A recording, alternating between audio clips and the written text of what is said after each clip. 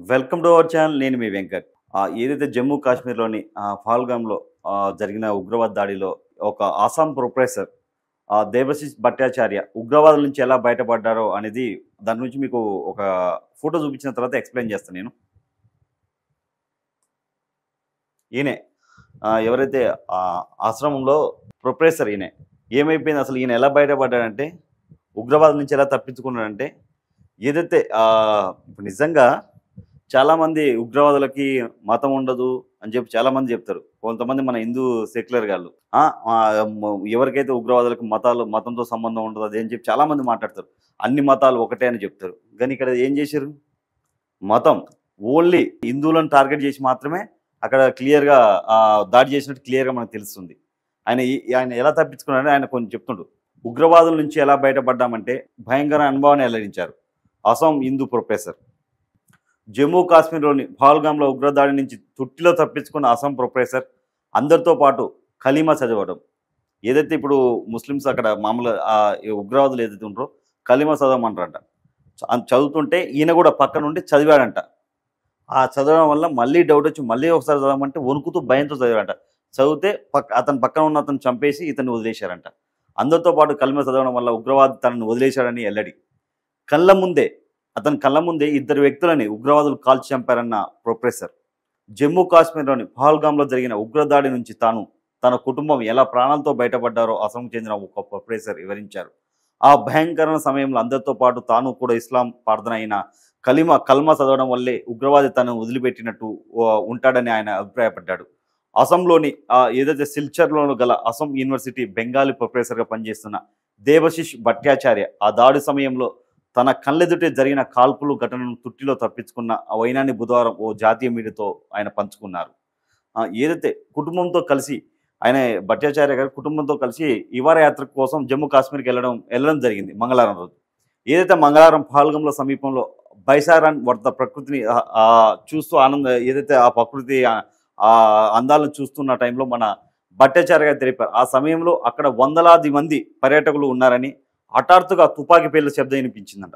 హఠాత్తుగా అందరూ ఎవరైతే పర్యాటకులు వీళ్ళందరూ వందలాది మంది ఉన్నారు. సడన్గా ఒక ఏదైతే బుల్లెట్ సౌండ్లు తుపాకుల సౌండ్ వినిపించిందంట. మొదట అటవీ శాఖ సిబ్బంది కూడా ఆ వన్యప్రాణులు భయపెట్టడానికి కాల్పులు జరుపుకుంటారని చెప్పి అందరూ భావించారంట. కానీ దాని తర్వాత చూస్తే నా కుటుంబ సభ్యులతో కలిసి ఉండగా ఓ వ్యక్తి తుపాకీతో మా దగ్గరికి రావడం గమనించాను. ఒక వ్యక్తి వాళ్ళ కుటుంబం దగ్గరికి తుపాకీతో రావడం అతను గమనించాడంట. గమనించి అతను అటవీ శాఖ అధికారి అనుకున్నాను. నల్లటి మాస్కు, నల్లటి టోపీ ధరించి ఉన్నాడు. అతను ఓ జంటతో మాట్లాడి వెంటనే భర్తను కాల్చి చంపాడు.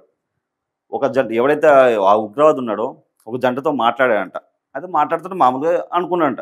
మాట్లాడి ఎమ్మటే ఎవరైతే ఆ జంటతో మాట్లాడినో ఒక భర్తని ఆ జంటతో పాటు ఉన్న ఆ అమ్మాయితో పాటు ఉన్న ఎవరైతే జెంట్స్ ఉన్నాడో అతన్ని కాల్చి చంపాడంట.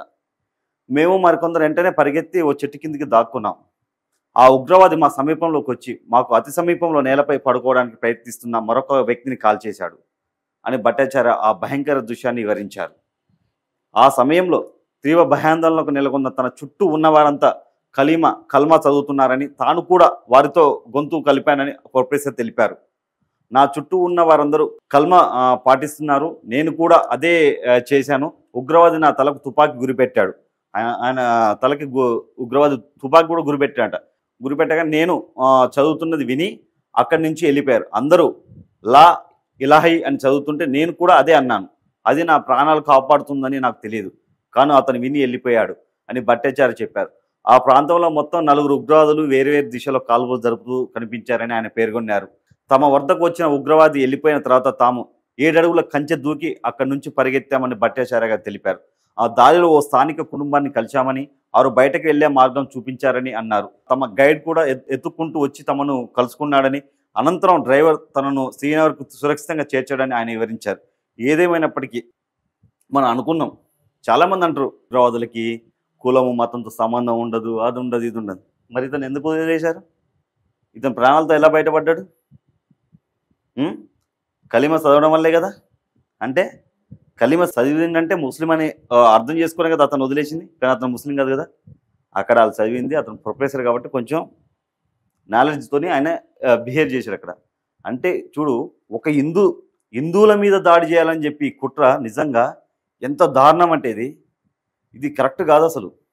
ప్రస్తుతం తన కుటుంబం జమ్మూ కాశ్మీర్ నుంచి వీలైనంత త్వరలో బయటపడేందుకు ప్రయత్నిస్తున్నామని అసోం ముఖ్యమంత్రి కార్యాలయంలో కూడా తమతో సంప్రదింపులు జరుపుతూ సహాయం అందిస్తున్నారని ప్రొఫెసర్ భట్టాచార్య గారు తెలిపారు.